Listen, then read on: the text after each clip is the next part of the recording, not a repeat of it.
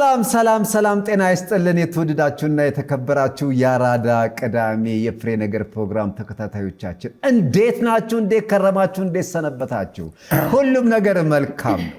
ዛሬም እንደተለመደው እንግዲህ በፍሬ ነገር ፕሮግራማችን ሁለት እንግዶችን እዚህ ጋብዘንላችኋል።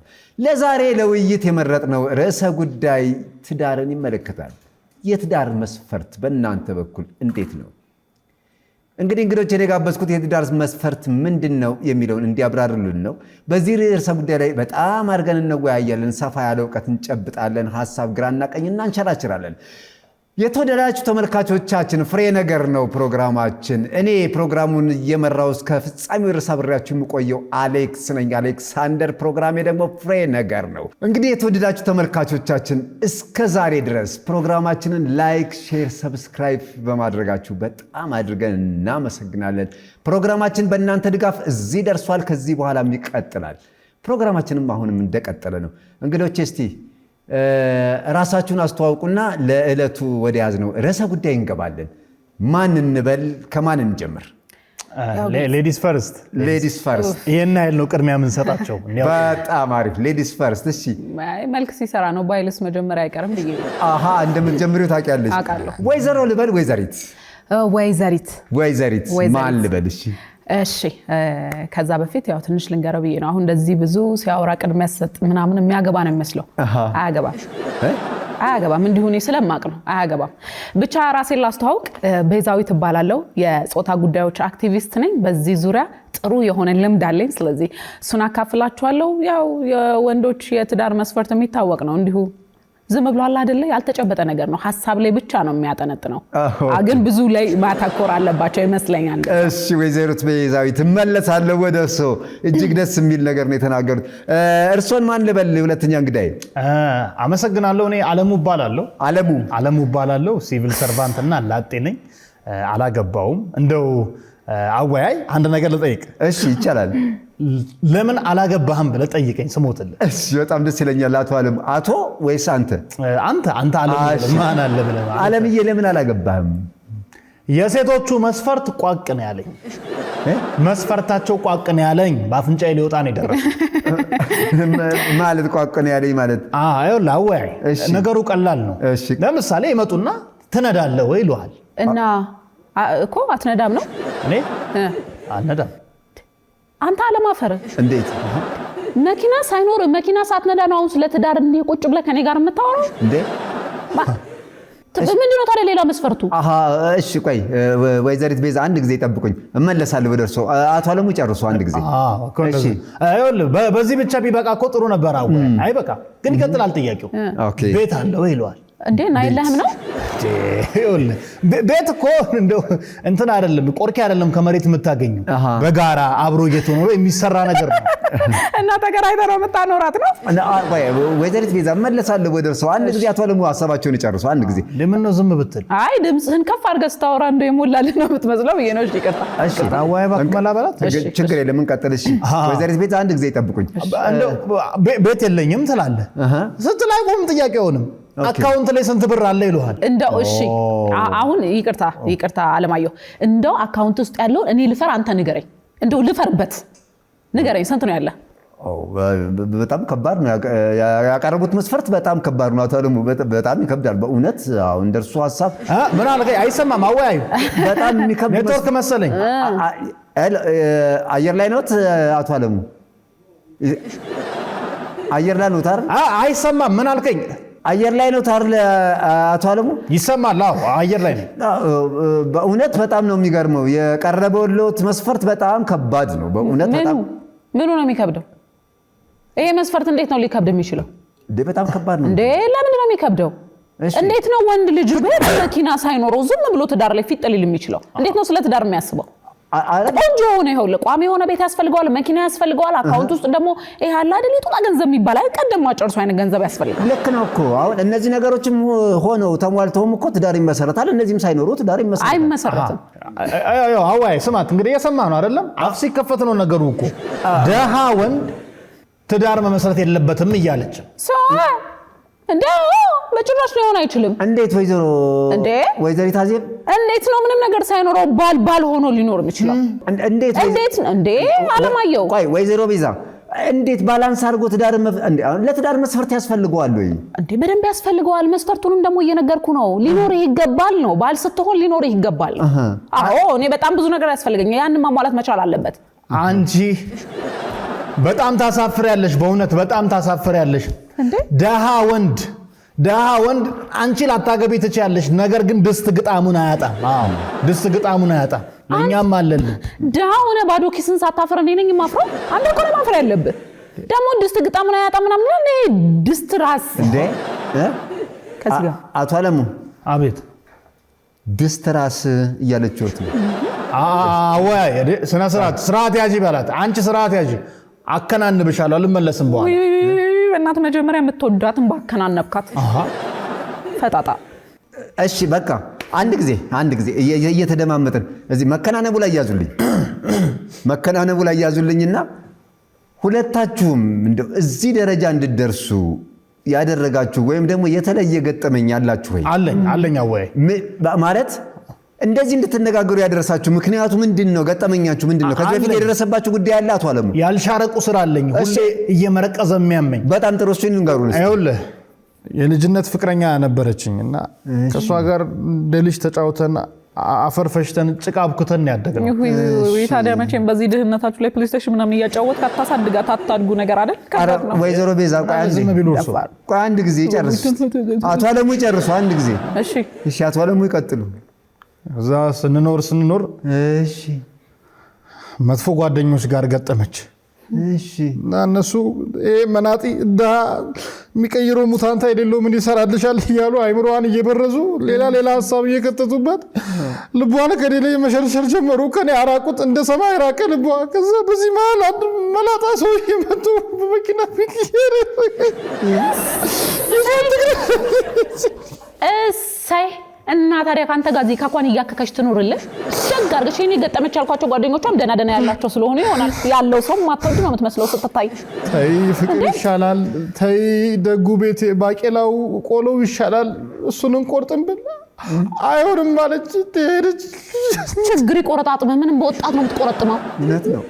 አትመልከቺ ሱፍ አትይ መኪና እኔም እገዛለሁ እድሌ ሲቃና ብዬ ባስለምናት ብቀኝላት ቢያለች ልጅ በከተማች ላይ የተሰየፈች ሳይ ቢበላ ሄደች። አቶ አለሙ በጣም ነው የሚያሳዝነው በእውነት። ግን አቶ አለሙ አሁን የነገሩኝ እኮ የጓደኛሞች ያቻ ግፊት ወይም ደግሞ ፒር ፍሬንድ ፕሬዠር የሚባለው ነው። ግን ይህንን ጉዳይ ቤተሰቦች አምነውበት ተቀብለዋል? የቤተሰቦቿንማ ልንገር፣ እኔ ጨዋ እንዳሳደገኝ ሰው እንደ ሀገሬ ባህል አክብሬ እሷን በእጄ ለማስገባት የኔ ለማድረግ ሽማግሌ ላኩባቸው። ምንድነው ሽማግሌ የምታስቸግረው አንተ? በባዶ ኪስ ራሳቴን ምን ያስቆሽምግልሃል? አንቺ ስነ ስርዓት እንዴ! አውርቼ ልጨርስ ታሪኬን። እሺ በሰውም ባትግቢ ይደርሳል ነገር። ወይዘሮ ቤዛ ቆይ አንድ ጊዜ አቶ አለሙ ጨርሱ። እሺ ሽማግሌ ላኩኝ። ከዛ ሽማግሌዎቹ ሲሄዱ የሷ ቤተሰቦች ልጁ ምን አለው ብሎ መጠየቅ። ጥሩ ጥያቄ። እኔ ላኳቸው ሽማግሌዎች እንደኔው ውስጣቸው ባዶ ነጭ ቢጤ ነውና ልጁ አሁን ላይ ገንዘብን ብር ንብረት የለውም፣ ግን ነገን የሚያሳምርበት ትልቅ ራዕይ ሌጋሲ ያለው። ነገ እኮ ያሉት ዛሬን እኮ ነው። የታለ ታዲያ እንኳን አልሰጡም።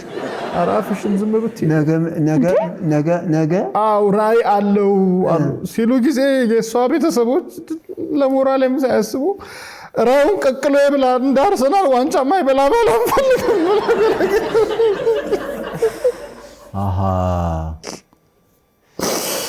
እንደዚህ አይነት ባል ነው የፈለጉት ነው ሆኖ ነው። የትዕግስት እኮ ፍራቻ አይደለም፣ ፍሬዋም ጣፋጭ ነው። የታገሰ ብዙ ነገር ያገኛል። እነሱ በጣም ነው የሚያሳዝነው አቶ አለሙ። እሺ እጅግ በጣም የሚያሳዝን ታሪክ ነው የነገሩን።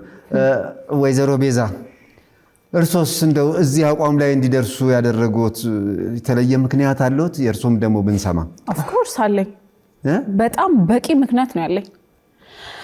ይኸው ለይሄንን ማቀስ ብዬ ልንገርህ እንደው። እሺ አንድ እንደዚህ አይነት መናጢ ቦይፍሬንድ ነበር። እንደው ለማውራው ራሱ ከብድ ነው የሚለኝ ባላስታውሰው ሁላ ነው ደስ የሚለኝ ግን ልንገራችሁ እንደው ትምህርት ከሆነው ብዬ ነው ይኸውልህ ጓደኞቼ ደህና ናቸው የሚተዋወቋቸውም ሰዎች ምናምን አሪፍ ናቸው አንዴ ዱባይ ነው አንዴ ፓሪስ ነው የመረጡበት ነው የምልህ በቃ የመረጡበት እየተዝናኑ ነው በፈለጉት ሰዓት ብድግ ብላ ልሂድ ካለች ትሄዳለች ብድግ እኔሳ አለ ያመናጢ ስቅቅ ብዬ ነው ያችን የምጠይቀው እኮ ደህና ነገር የምጠይቀው መስሎ ነው አይደለም ወክ ለማድረግ አንዴ ይኸው ልነግርህ ነው አለማየሁ ከሸጎሌ እስከ ቦሌ ድረስ በእግር ያኔ ፍረን ለምትርጠዋለ እኛ ልርጥቡ ላይ እንደውም ካቻፕ 30 ብር ምናምን ስለሚያስጨምር እሱንም አያስጨምርልኝም ይሁን ብዬው የፍቅሩ ነገር አለ ያንን መንገድ እለዋለሁ ይኸውልህ ስፖርተኛ ይመስል ኳሽ ተጫዋች ይመስል እግሬ ጡንቻ አውጥቷል ጡንቻ አውጥቷል እግሬ እኮ ነው የምልህ አሁን ራሱ ይኸውልህ ስነግርህ በቃ ስቅቅ እያደረገኝ ሲያስጠላኝ ማሰብ ራሱ ነው የማልፈልገው በጣም በእውነት እንደው ለጤና ነው ቢባል እንኳን ይሄን ያህል ጡንቻ እስኪያወጣ ድረስ መራመድ ምንድነው አይደለም አወያይ የለውማ ምን ያርግ ፍቅር ነው አናው እኮ ካሌለው ምን አባቱ ቆርጦት ወካ ያደርጋል አልፎ ቤቱ አይቀመጥም እንዴ እንዴ ይዳለብኝ እንዴ ጥብማ በላሽ እኮ እሺ ከዛስ ከዛማ ይኸውልህ እንደው ሲያወሩትም እንዴት እንደሚጨንቅ ለነገሩ አሁን ጥሩ ጋር ደርሰናል ይሁን መናጤዎቹን ጥለናቸዋል ይኸውልህ ያን መናጤ ፍንግል አረኩልህና አንድ መለኛ ሰው ጥብስ ኦኬ ያው እድሜው ትንሽ ጠና ያለ ነገር ነው ምራቁን ዋጥ አርጎል ይዋጥ ምን ችግር አለው በራቁን ይዋጥ ካገኘ ማዋጥ ነው ግን ቆያ ልነግርህ እኮ ነው ከዛ በኋላ ከሱ ጋር እልሃለሁ ፓሪስ ያሉትን ዱባይ ያሉትን ላርጊው ነው የሚሄደው ነው ማለት ወክ ምናምን ቤት በኩል ግን ማራ የመጫውም በየ6 ወር መኪና መቀያየር ሆነ እስራኤል ነው ማለት እንደው ትንሽ ውሃ ይቋጠርሽ ነው አስፋልት ካገኘው ያው ደነሱ አካባቢ እንደዛ ነው መንገዱ ትንሽ አስቸግራል ጭት አርጊው ምናምን ነው ማልፈው በጣም ትንሽ ይደብራል ግን ይደብረው ከሌለው ቢደብረው ምን ችግር አለው ዋናው የእርሶ መሳካት ነው እንዴ እኔ መሳካት ነው እርሶ በጣም የተደላደለ ነገር ላይ መቀመጦት ነው ዋናው ግን ወይዘሮ ቤዛ አሁን ባሉበት ሁኔታ አሁን ባለው ታካሄድ እንደው በህይወቱ ደስተኛ ነው ደስተኛ ባልሆንም ምቾት አለው ምቾት አለው ደስ የሚለኝ ነገር ቢያንስ አደርጋለሁ ፈልጌ ማላረገው ነገር አይኖርም ልክ ነው ወይዘሮ ቤዛ እንግዲህ አሁን በእድሜ ገፋ ካለ ጠና ካለ ሰው ጋር እንግዲህ እስካሁን ድረስ አብራችሁ ናችሁ ያላችሁት እንደው ያገባውታል በርግጥ እሱ አሁን ባለ ትዳር ነው የፈጣሪ ያለ እና እየሰረቀ ነው የሚያገኝሽ እየሰረቀ አይደለም እየሰራ ብር እያዘ ነው የሚያገኘኝ አወይ ወንጀል እኮ ነው ናና ከሰሳ መናጢ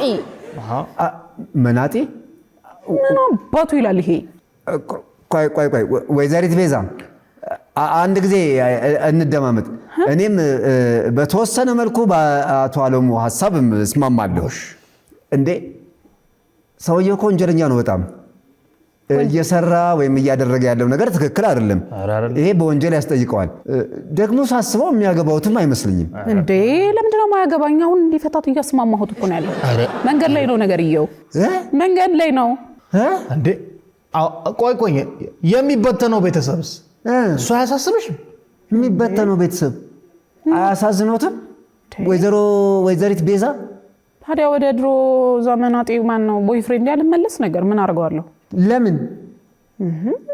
ለምን ነው የማይመለሱት ድህነቱ ብቻ አይደለም እኔ እንደው ቅድም ሳልነግራችሁ እንትን ብየው ነው እንጂ ሱስ ምናምን አለበት ሱስ ካለበት እንኳን እሱም አይረባም አይደል ከሆነ